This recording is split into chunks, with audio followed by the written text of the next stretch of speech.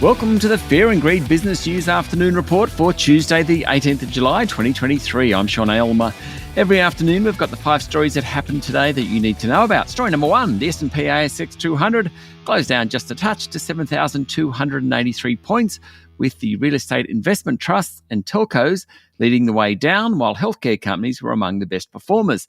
If there was a trend, it's probably less risky assets did well, but all in all, it wasn't a massive trading day. Among the large caps, CSL did well, up 2.2% following a run of poor days recently. National Australia Bank was up 2% and ANZ wasn't far behind, but there were a bunch of companies that didn't do so well. Aristocrat Leisure was down 2.7%, while Telstra was off nearly 2%.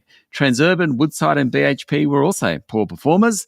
Among the better performers were construction and mining contractor NRW Holdings, which finished up more than 5%, the best of the top 200. Payments group Block and AGL Energy also were among the better performers. Lendlease's share price tumbled 5% after it said it plans to sack more than 10% of its global workforce. That's about 740 jobs.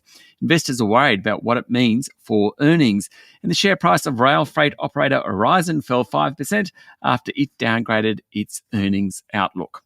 Story number 2, Victoria has abandoned plans to host the 2026 Commonwealth Games, saying the cost has blown out to up to $7 billion and the state can't afford it. There's been plenty of blowback from politicians, community groups, the Commonwealth Games Federation itself, and a bunch of sporting organisations from hockey and volleyball through to netball. Mind you, New South Wales, Western Australia, South Australia, Queensland and Tasmania were all very quick to say they're not interested in hosting the 2026 Games. Prime Minister Anthony Albanese said it was a matter for the Victorian government before adding he's looking forward to the Women's Soccer World Cup, which of course starts on Thursday. Vic Premier Daniel Andrews said it wasn't a difficult decision and it was better to put the $2.6 billion that's been budgeted for the Games into hospitals, roads and schools rather than a sporting event. He said the blowout in costs to $6 or $7 billion meant the Games were unaffordable. Victoria's net debt is expected to hit $171 billion by the middle of 2027. The Commonwealth Games Federation said it remains committed to find an alternative host after blaming the cost blowouts on the Victorian government's desire to host the Games in regional centres. Story number 3, submissions to the Competition Watchdog's inquiry into deposit rates have been released, and the banks, perhaps not surprisingly, say it's a very competitive market. That's the deposit-taking market. The banks have also warned that the Australian Competition and Consumer Commission needs to look at all sources of bank funding, not just deposits, to get a full view of what's going on.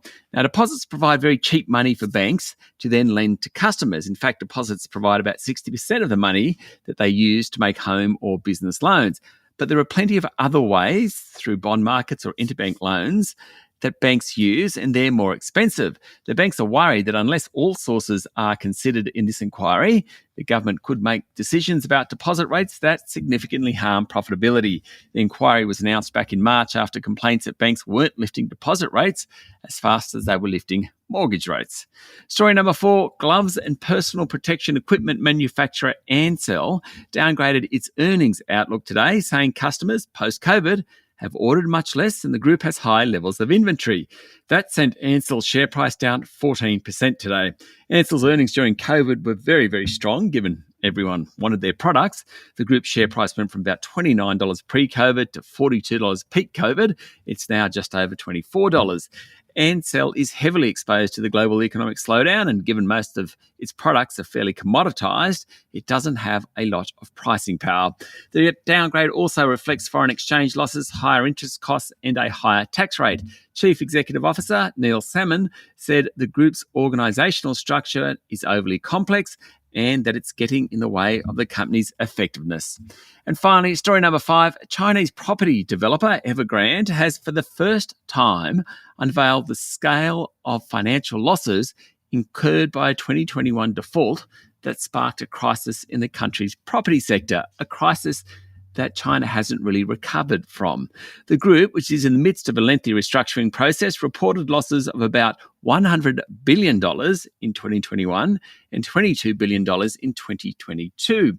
The reports are a rare glimpse into the scale of the company's problems, given the lack of disclosure and complex discussions with creditors that have been going on.